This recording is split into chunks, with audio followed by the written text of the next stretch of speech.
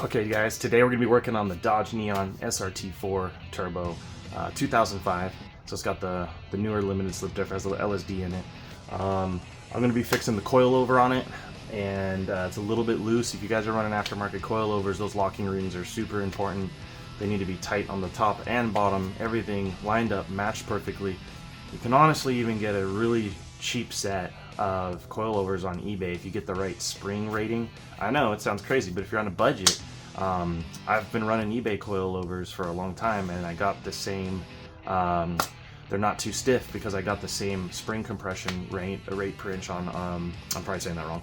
On the springs, so I did my research on there, and if you look for all the universal coilovers on the systems for the cars, you can find a spring rate that matches like the Racelands or BC coilovers or whatever, and you can get by, with a set of $250, $400 coilovers that are, if they're set up right, they do the job. They're awesome. Now, sometimes under hard driving conditions, you can get the coilovers.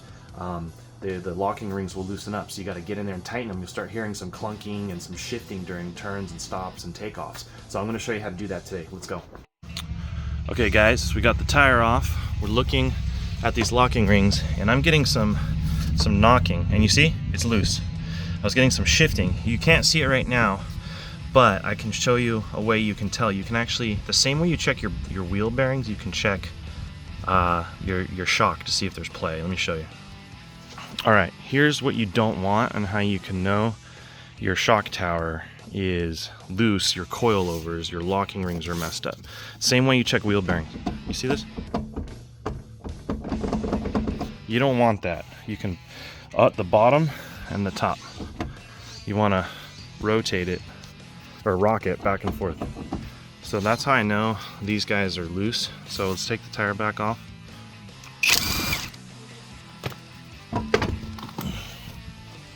I'm gonna put it right here for some safety.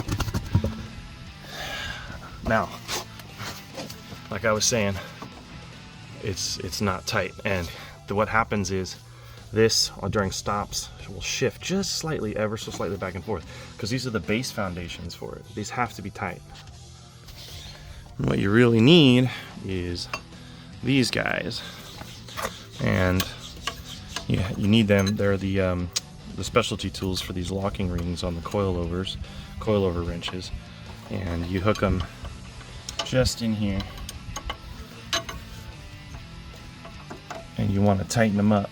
And sometimes, so you'll need two. I'm kind of doing this one-handed right now. What I'm going to do is I'm going to take two, I'll set up the tripod, I'm going to put the other one up here, and we're going to lock them tight, and I'll show you which way to twist.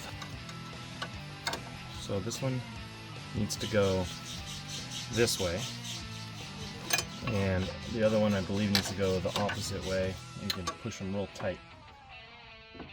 Yeah.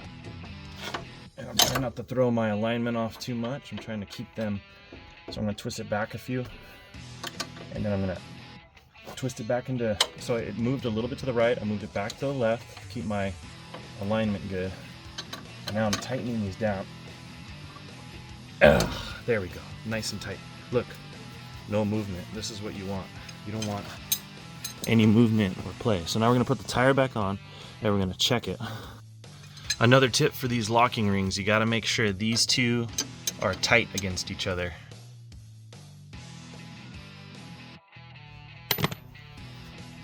No play. No play at all. So now that noise from your coilovers, the weird knocking, alignment, any issues you've been having, it's going to be gone. It's going to be gone. And it's nice and tight. Thanks for watching. I'm Draco Does It. Till next time, pick some more stuff.